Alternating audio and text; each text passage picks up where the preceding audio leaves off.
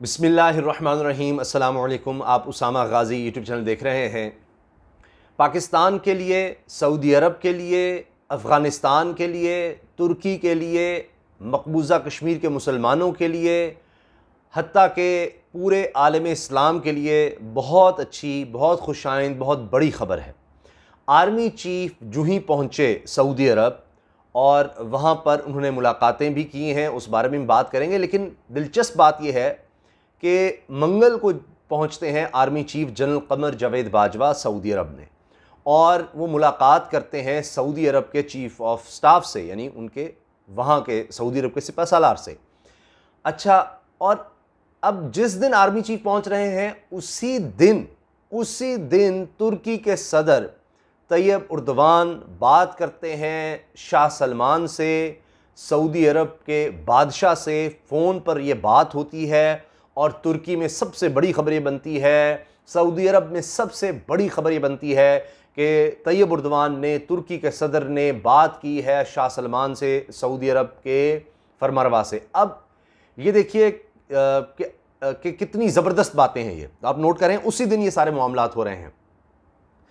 तो अब ये इतनी बड़ी खबर क्यों है, इसको मैं मुस्लिम उम्मा के लिए इतनी बड़ी खबर क्यों कह रहा हूँ? आपको पता है कि सऊदी अरब को सबसे बड़ा खदशा किस बात का था कि जी एक कोई इस्लामी ब्लॉक अलग से बन रहा है, और वहीं से हालात ख़राब हुए थे जब मकबूजा कश्मीर के हवाले से शाह महमूद कुरैशी ने इस बात का इशारा दिया था कि जी अगर इस तरह OIC में मामला उठाना तो फिर हम तमाम जो दीगर मुस्लिम ममालिक हैं जो मकबूजा कश्मीर के, फ़लस्तीन के मुसलमानों की आवाज़ उठा रहे हैं, उनको हम अलग, उनका कोई इजलास बुला लें।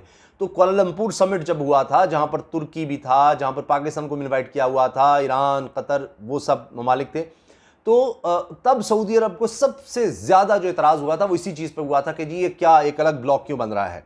अब सऊदी अरब के पास दो रास्ते थे। एक ये था कि क्या वो अमरीकी कैंप में, भारतीय कैंप में, इसराइली कैंप में जाए, या दूसरा जो कैंप जो उसको नज़र आ रहा था, जो जिस पर उसको खदशात थे कि भाई उसमें शायद हमारी उस तरह से कदर नहीं होगी, वो एक कैंप बन रहा था जिसमें पाकिस्तान, तुर्की, मलेशिया, कतर, ये ममालिक नज़र आ रहे थे, या ईरान उसको एक तरह से नज़र आ रहा था उसमें। अब वो कैंप क्या था कि ये सिर्फ इस्लामी कैंप नहीं था, बल्कि वो ये चीन का एक कैंप बन रहा था। तो वो उसमें देखिए चीन और भारत आमने सामने थे, चीन और अमेरिका आमने सामने थे, अमेरिका अब सऊदी अरब का इत्तेहादी। तो अचानक ऐसे वाक़यात हो गए कि सऊदी अरब के लिए, यानी पहले तो वो उस तरफ जाना चाह रहा था, लेकिन उसके लिए उस कैंप में मुश्किलात होने लग गई। मिसाल के तौर पर उन्होंने भारतीय आर्मी चीफ को बुलाया था, सऊदी अरब ने दावत दी थी, और बहुत बड़ी खबर बनी कि तारीख में पहली दफ़ा हुआ है। उससे पहले ट्रंप का मामला था, फिर जो बाइडेन के आते ही जिस तरह की स्टेटमेंट्स आई, जिस तरह के मामला सऊदी अरब के साथ हुए, उन वजूहात की बिना पर भी ये हुआ। फिर जिस तरह भारत ने आंखें दिखानी शुरू कर दी सऊदी अरब को, उस वजह से भी सऊदी अरब को फिर ये लगा। अब मैं आपको एक और ताज़ा खबर बता दूं कि चीन की जो बड़ी कंपनी है उसने सबसे ज़्यादा इंटरेस्ट शो किया है अरामको के जो शेयर्स अब मज़ीद सेल किए जा रहे हैं। अरामको दुनिया की सबसे बड़ी ऑयल कंपनी है, ये स्टेट कंपनी है सऊदी अरब की। अरामको ऑयल की सबसे बड़ी कंपनी है। तो चीन अब इसमें, यानी इसके सबसे बड़े जो स्टेक्स अब तक के दिए जा रहे हैं, यानी शेयर्स फ्लोट किए जा रहे हैं, उसमें फिर भी सऊदी अरब का तो बहुत ज़्यादा हिस्सा रहेगा, स्टेट ओनली रहेगी, लेकिन बहरहाल जो शेयर्स बेचे जा रहे हैं उसमें सबसे ज़्यादा जो इंटरेस्ट नज़र आ रहा है वो चाइनीज़ कंपनी का, बड़ी कंपनी का नज़र आ रहा है। तो इससे भी आप अंदाज़ लगा लें कि अब सऊदी अरब किस कैंप की तरफ जा रहा है। पाकिस्तान के आर्मी चीफ का वहाँ जाना, सऊदी अरब के आर्मी चीफ से मुलाकात करना, और उसमें जो स्टेटमेंट सरकारी तौर पर सामने आई है वो भी बहुत अहम है। अच्छा, अब मैं आ जाता हूँ कि जो बात हुई है तैयब उर्दवान के दरमियान और सऊदी शाह सलमान के दरमियान, उसमें ये ऑफिशियल स्टेटमेंट मैं ख़बर बता रहा हूँ आपको कि उसमें दो तरफ़ा जो मामलात हैं, मसाइल हैं, उनको हल करने पर बात हुई है। अब ये 1 महीने के अंदर अंदर दूसरा फ़ोन है और उसकी वजह से बहुत बेहतरी नज़र आ रही है। वरना जब से जमाल खशोगी का कत्ल हुआ तुर्की के अंदर, तब से, और उसका इल्ज़ाम मोहम्मद बिन सलमान पर तुर्की की तरफ से लगाया गया था, तो उससे हालात ख़राब से ख़राब तर होते चले गए थे तुर्की और सऊदी अरब के दरमियान। हत्ता कि तुर्की की मसनूआत का सऊदी अरब में बायकॉट हो गया था, इतने हालात ख़राब हो गए थे। अब ये देखिए कि वो ममालिक फिर करीब आ रहे हैं, ये बहुत बड़ी खबर है। अच्छा, साथ ही मैं आपको भूल ना जाऊं, जो वहाँ पर अभी हालिया सफ़ी तैनात हुए जनरल रिटायर्ड बिलाल अकबर साहब, उन्होंने तो बहुत ही बड़ी खुशखबरी सुना दी है। जो सऊदी अरब के पाकिस्तानी है, सऊदी अरब में पाकिस्तानी, उनकी एक बड़ी डिमांड थी, एक बड़ी ख्वाहिश थी उनकी, सैकड़ों पाकिस्तानी जो वहाँ पर जेलों में जल रहे हैं, सड़ रहे हैं, अब उसके बारे में बिलाल अकबर साहब ने ये इंटरव्यू देते हुए ये बात कह दी है, और बहुत से लोग हवाला भी पूछते हैं तो मैं बताता हूँ कि सऊदी अरब के ही अखबारात को या वहाँ के मीडिया को इन्होंने बात कही है कि एक तो सैकड़ों पाकिस्तानियों को रिहा किया जाएगा, इमरान खान जैसी आएंगे तो उसमें एक चीज़ ये शामिल है। तो एक बहुत बड़ी बात है, एक बहुत बड़ी खुशखबरी है यहाँ उनके ख़ानदान के लिए, वहाँ जो कम्युनिटी है उसके लिए, जो लोग जेल में बेचारे हैं उनके लिए। तो एक बहुत बड़ी डिमांड थी पाकिस्तान की तरफ से, ये इमरान खान ने पहले भी अपने दौरे में बात कही थी मोहम्मद बिन सलमान से।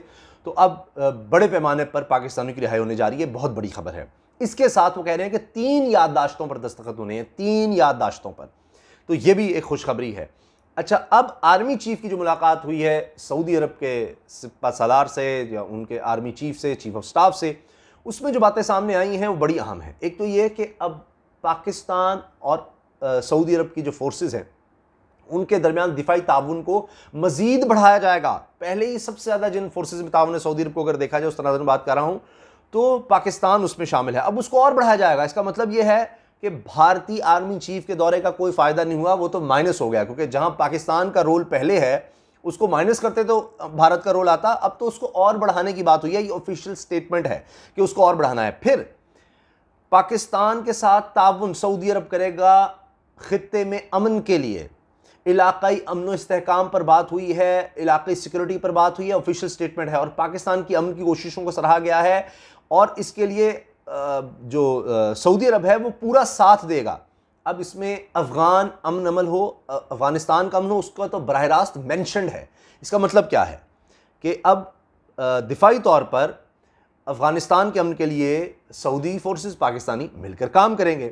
तो अगर पाकिस्तान जहाँ पर है वहाँ भारतीय फोर्सेस का तो सवाल ही पैदा नहीं होता। तो अब आप वहाँ से भी माइनस, अफगानिस्तान से उस लिहाज से भी माइनस समझें भारत को, भारतीय फोर्सेस को, और अफगानिस्तान उसमें पाकिस्तान के साथ है। जब आप खित्ते में अमन की, इस्तेहकाम की बात करते हैं, जिस पर आर्मी चीफ ने कहा कि जी दोनों ममालिक का ताउन, दिफाई ताउन, ये बहुत ज़्यादा ज़रूरी है खित्ते के अमन के लिए, तो उसमें चाहे वो सऊदी अरब का खित्ता होगा चाहे पाकिस्तान का खित्ता होगा। तो पाकिस्तान के साथ ईरान है, सऊदी अरब के साथ भी ईरान, वहाँ भी हमसाया, पाकिस्तान का हमसाया। तो अब आप देख लीजिए कि वो ताउन भी आगे बढ़ना है। ये चीज़ें वाज़ेह तौर पर नज़र आ रही हैं। तो ये मुस्लिम उम्मा के लिए एक बहुत बड़ी खबर है कि जहाँ कोई खदशात थे कि जी डिवाइड हो रहा है, ये हो रहा है, तो पाकिस्तान आर्मी चीफ वहाँ पर गए हैं, उस चीज़ को जोड़ा जा रहा है। मेरी नज़र में सबसे बड़ी बात यह है, और अब इसको और आगे बढ़ाने की ज़रूरत है। चाहे वो ख़त्म नबूवत का मामला हो, चाहे वो तौहीन रिसालत के हवाले से जो एफ़र्ट्स हैं वो हों, तो इस पर इंशाल्लाह आगे भी पेशरफ्त होगी जब इमरान खान साहब वहाँ जाएंगे। इसके बारे में भी तारिक शरीफ साहब ने कहा है, तो ये बहुत बड़ी बात है। अच्छा, अब पाकिस्तान का आप देखिए सऊदी अरब के साथ ताउन, तो मैंने आपको बता दिया कि दिफाई तौर पर बढ़ाने की बात हुई है, जहाँ है उससे आगे ले जाने की। जनरल राहिल शरीफ पहले ही वहाँ पर हैं, जनरल बिलाल अकबर वहाँ पर सफ़ीर तैनात हो गए परमानेंट, तो उससे आप देख लीजिए। फिर तुर्की की अगर मैं बात करूँ तो वहाँ दिफाई ताउन एक और लेवल पर जा रहा है। लेटेस्ट जो बहरी जहाज़ हैं वो तुर्की बना रहा है और पाकिस्तान में अब बनेंगे, दोनों ममालिक के ताउन से पाकिस्तान उसमें खुद कफ़ील हो जाएगा। इसी तरह से आप जहाज़ों में देखते हैं, लड़ाका तैयारों में देखते हैं, आप दीगर सतह पर देखिए, तो दिफाई ताउन जो है तुर्की के साथ पाकिस्तान का किस तरह से आगे बढ़ रहा है। तो और अब तो बताया जा रहा रेल लिंक की बात हो रही है। तो एक अब यह है कि सऊदी अरब भी पाकिस्तान के साथ और तुर्की भी पाकिस्तान के साथ, तो ये बहुत बड़ी बात है। वो जो प्रेशर था पाकिस्तान पर कि या सऊदी अरब या तुर्की, वो तो ख़त्म हो गया, अब सब मिल रहे हैं और उसमें पाकिस्तान का रोल कलीदी है, अहम तरीन है। तो ये बहुत बड़ी चीज़ है और दुआ करनी चाहिए कि ये मामला तेज़ी से आगे बढ़ें, खित्ते में अमन हो, मुस्लिम उम्मा में जो लड़ाई की कोशिश होती है वो ख़त्म हो, और तभी मुसलमानों का मुकदमा ज़्यादा बेहतर तरीके से लड़ा जा सकेगा, चाहे वो फ़लस्तीन का मामला है, चाहे मकबूजा कश्मीर का मामला है। और जब खित्ते में अमन की बात होती है तो ज़ाहिर है मकबूजा कश्मीर के हवाले से भी बात होती है, इलाक़ाई अमन की बात होती है, तो उसमें ये भी शामिल है। तो उसमें भी इंशाल्लाह लगता है कि सऊदी अरब पहले से ज़्यादा पाकिस्तान के साथ ताउन करेगा और इससे मुस्लिम उम्मा की एक स्ट्रेंथ बनेगी, एक ताकत बनेगी, और मिलकर इन इश्यूज़ पर बात होगी। और अब ये है कि सऊदी अरब भी एक तरह से, जिस तरह पहले आपने देखा कि मकबूजा कश्मीर का मामला हो या पाकिस्तान और जिसको ज़्यादा बेहतर तरीके से कहना चाहिए पाकिस्तान और भारत के दरमियान जो कशीदगी हो गई थी और वो बढ़ती जा रही थी, उसके हवाले से भी कहा गया यूएई और सऊदी अरब ने रोल प्ले किया है। और आइंदा भी उम्मीद है कि सऊदी अरब ज़ाहिर है कि चाहेगा कि ये भारत जो है बार बार जो LOC की खिलाफ वर्जी करता है, फायरिंग करता है, तो वो मामला दबे, वो एक दबाव उस पर भारत पर भी इस हवाले से आएगा। इजाज़त दीजिए, अल्लाह हाफ़िज़। पाकिस्तान जिंदाबाद।